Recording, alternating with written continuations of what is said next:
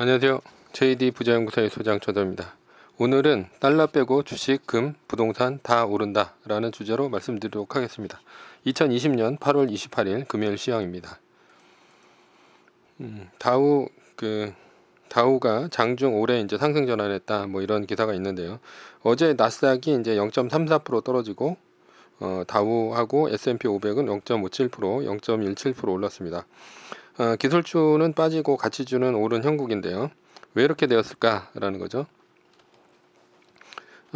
이것은 이제 뭐 코로나 심각하고 코로나 둔화, 여기에서 이제 코로나 둔화 쪽에 이제 맞춰져 있는 상태인데, 뭐 사실은 뭐 코로나 둔화보다는 그 연준 의장 파월의 멘트 때문에 이런 현상이 벌어졌다 이렇게 볼 수 있습니다.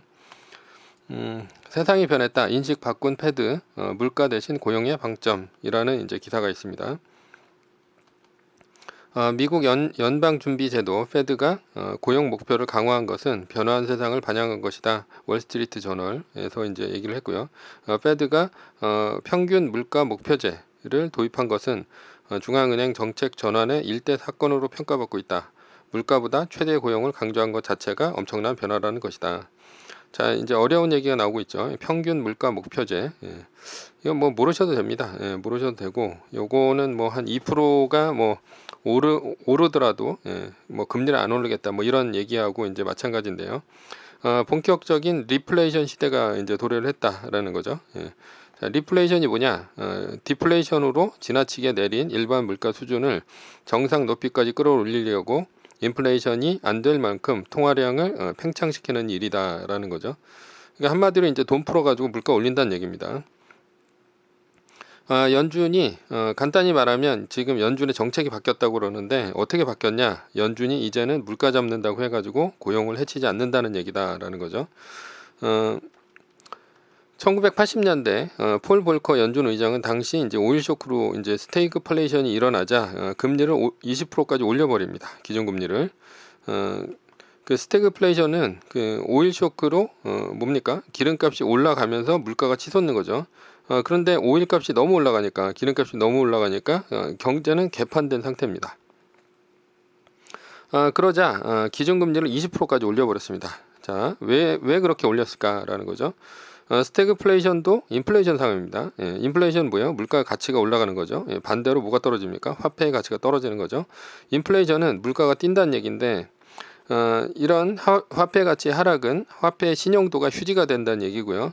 이것은 나라의 근간이 흔들린다는 얘기입니다. 왜냐하면 뭐 국가는 이제 그 화폐를 근간으로 해가지고 뭐 그 세금도 걷고 그다음에 뭐 국방도 하고 그다음에 복지도 하고 이런 일이 벌어지는데 화폐를 아무도 안 믿게 되면 사람들은 뭘 합니까? 물물교환을 하게 되죠. 그러다 보니까 뭐 연준이나 아니면 뭐 각국 중앙은행의 목표가 뭐냐면 인플레이션 파이터입니다. 그래서 이제 물가 올라가서 화폐의 가치가 이제 그 개판되는 걸 막는다라는 게 이제 그 연준이나 이 각국 중앙은행들의 목표인데요. 따라서 그 금리를 20%까지 올린 것은 그 달러를 믿게 하기 위해서죠. 그러면서 이제 미국의 국채는 이제 팔려나가기 시작하죠. 왜냐하면 무위험 소득이 가장 안전한 미국의 무위험 소득이 20%까지 준다는데 뭐 주식에 투자하거나 뭐 사업에 투자할 이유가 없는 거죠. 그런데 문제는 이렇게 20%까지 금리를 올리니까 은행들의 파산이 줄줄이 일어나기 시작합니다.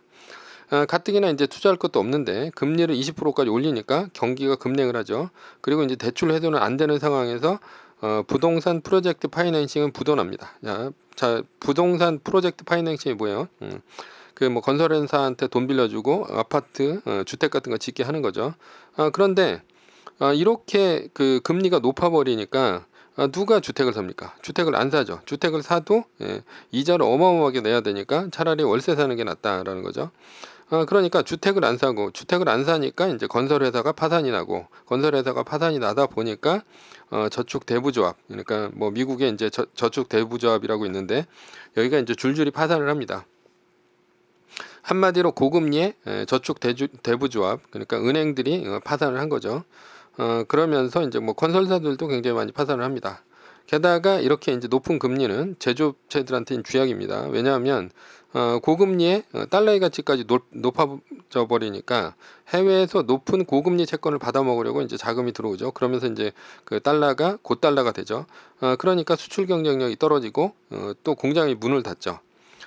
그리고 이제 농업이 있는데 농업 같은 경우도 고금리에 이제 물가가 그 높아져 버리니까 이 뭐 수입하는 뭐 여러 가지 이제 뭐 것들이 비싸지고, 그리고 뭐 수출을 하는 밀이라든가 뭐 이런 옥수수라든가 이런 것들이 이제 또 비싸지니까 수출이 잘 안 되죠. 그러면서 이제 농가도 파산을 합니다. 자, 이러니까 미국은 1980년대 초반에 실업자들이 엄청나게 넘쳐났어요. 폴 볼커 이제 전 연준 의장이죠. 이 사람이 이제 출근을 할 때는 실업자들이 항상 그 피켓 들고 항의 시위를 했고요. 그리고 이제 뭐 쏴 죽인다 뭐 이런 얘기도 있어가지고 항상 이제 경찰이나 뭐 이런 사람들의 이제 그 신변 보호를 받았다 뭐 그런 얘기도 있어요. 그래도 끝까지 밀어붙였다라는 거죠. 하지만 뭐 달러의 가치를 지키기 위해서 고금리 정책을 편 거고요. 그런데 이렇게 20%까지 올린 고금리 정책은 이후 연준이 정책을 펴기 굉장히 쉬웠죠. 폴 볼커 다음에 이제 그린스펀인데, 그린스펀 같은 경우는 뭐 이렇게 뭐 마에스트로다 뭐 이런 얘기가 있죠.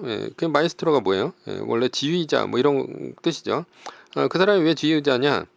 뭐 여러 가지를 이제 조율해 준다 그러는 건데, 솔직히 이제 폴 볼커가 거의 20%까지 금리를 올려버렸기 때문에 그 다음서부터는 뭐 경기가 좀 나빠질만 하면 금리 조금씩 내리고, 그러면 이제 경기 좋아지고 이런 식이에요. 그러니까 처음서부터 좀 이런 금리가 높아진 그런 배경에 의해서 그 그린스펀이 좀 혜택을 받다라는 거고, 그게 2008년도 금융위기 당시에 금리를 이제 제로금리까지 가면서 모든 이제 금리 정책을 쓰는 거가 이제 뭐 망가지기 시작한 거죠. 그래도 이제 20%까지 금리를 올려놨기 때문에 지금까지 꾸준히 이제 미국의 경기를 이제 살려왔다라고 이제 볼 수 있는데, 그런데 어제 이제 파월 의장의 발언으로 이 기조가 바뀐 거죠. 즉 이제 화폐의 가치를 지키는 것에서 고용의 가치를 지키는 것, 뭐 이쪽으로 바뀌었다라는 거죠. 일단은 그 화폐의 가치는 폴 볼커는 고용은 좀 줄어도 달러를 지키는 정책에서 파월이 달러의 가치가 훼손돼도 이제 고용을 지키는 쪽으로 이제 바뀌었다는 얘기예요. 일단 이렇게 한 배경은 물가가 안 올라갑니다. 물가가 이제 뭐 지금 보면은 인터넷 혁명이나 이런 것들을 통해 가지고 아주 저물가고, 특히나 이제 미국 같은 경우는 해외에서 미국 시장에 물건을 팔아먹으려고 아주 싼 물건들을, 그리고 질 좋은 물건들은 미국 시장이 많이 팔아요. 그러다 보니까 미국 같은 경우는 고물가가 되기가 되게 힘들다라는 거죠. 그리고 뭐 자동화라든가 뭐 여러 가지 이제 그 4차 산업혁명 관련해 가지고 물가가 내려가다 보니까 그러니까 이제 이렇게 그 달러를 많이 풀어도 물가가 안 올라간다는 그런 것들이 있고, 일단 또 디플레이션에 한번 빠지면 되돌릴 수가 없습니다. 인플레이션은 그냥 그 폴 볼커처럼 20%까지 그냥 올려버리면 그냥 끝나는데, 물가 잡는 거는 그 디플레이션은 사람들의 이제 심리를 바꿔야 돼요. 물건을 사도록. 그런데 그 심리 바꾸는 게 굉장히 힘들죠. 그래서 일본이 잃어버린 20년 갔어도 아직까지도 부동산 시장이 아직 화랑이 안 되는 이유가, 그렇게 한번 부동산 시장이 이제 꽝이다 이런 생각이 들면 다음서부터는 사람들이 물건을 안 사죠. 물건을 안 사게 되면 이제 디플레이션에 빠지게 되는데, 디플레이션이 훨씬 더 문제라는 거예요. 자, 달러의 가치가 훼손된다면 앞으로 이제 어떻게 된다는 얘기냐? 한마디로 이제 달러를 제외한 모든 상품들의 가치가 올라간다는 얘기고요. 대표적으로 주식이나 금, 상품, 뭐 예를 들어서 구리나 니켈이나 알루미늄이나 석유 뭐 이런 것들이 다 올라간다는 얘기고, 또 부동산도 올라간다는 얘기입니다. 결론은 뭐예요? 결국은 달러 빼고 다 올라간다는 얘기가 됩니다. 장기적으로 주식, 금, 채권, 부동산 모두 오른다는 얘기입니다. 매뉴얼입니다. 매뉴얼은 나스닥 일간지수가 마이너스 3% 뜨면 전량 매도 후 금이나 미국 국채 등 안전자산으로 갈아타야 됩니다. 위의 상황은 매뉴얼일 뿐이고요. 따를 사람은 따르고 참고할 사람은 참고하시면 됩니다. 주식을 사고 파는 것에 대한 모든 책임과 이득은 본인의 것입니다. 오늘은 달러 빼고 주식, 금, 부동산 다 오른다라는 주제로 말씀드렸고요. 후원은 제가 영상을 제작하는데 많은 도움이 됩니다. 하나은행 447-910064-61005 주식회사 JD 부자연구소. 감사합니다.